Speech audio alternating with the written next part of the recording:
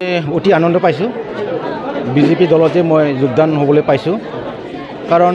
মাননীয় আমাৰ মুখ্যমন্ত্ৰী ডাঙৰীয়া হিমন্ত বিশ্ব শৰ্মা আৰু সন্মানীয় দিলীপ শইকীয়া ডাঙৰীয়া আৰু আমাৰ নৰেন্দ্ৰ মোদী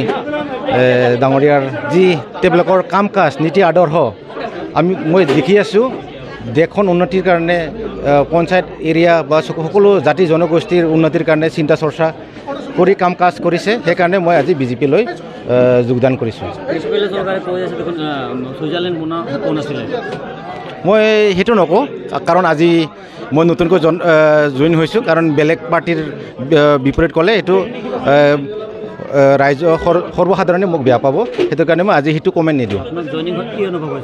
মই জইনিং হৈ বহুত আনন্দ পাইছোঁ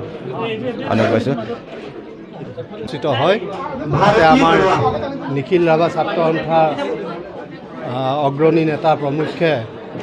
আৰু যিখিনি ৰাজনৈতিক দল আছে বিশেষ কৰি BPF-ৰ আৰু কিছুসংখ্যক UPPL-ৰো আছে আৰু তেখেতসকলে আজি এই যোগদান কৰি ভাৰতীয়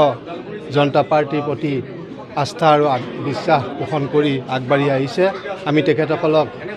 উষ্ম আদৰণি জনাইছোঁ আহি থকা BTCৰ নিৰ্বাচনত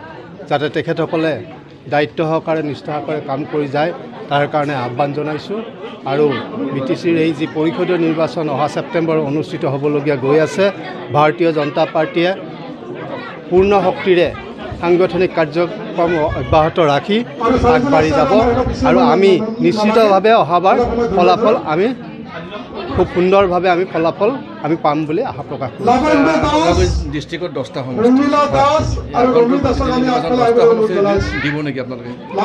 আমাৰ ইতিমধ্যে নীতি নিৰ্ধাৰণ কমিটি গঠন হৈছে প্ৰায় 17জনীয়া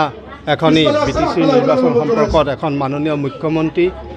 ডক্টৰ হিমন্ত বিশ্ব শৰ্মা ডাঙৰীয়া ৰাজ্যিক সভাপতি দিলীপ শইকীয়া ডাঙৰীয়া প্ৰমুখ্যে জিলাখনৰ 5টা এতিয়া আমি সকলোৱে জানো যে আমাৰ ইলেকশ্যন ছেপ্টেম্বৰত হ'ব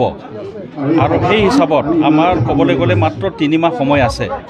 কিন্তু আমি ওদালগুৰি জিলা সংগঠনত যি কাম কাজ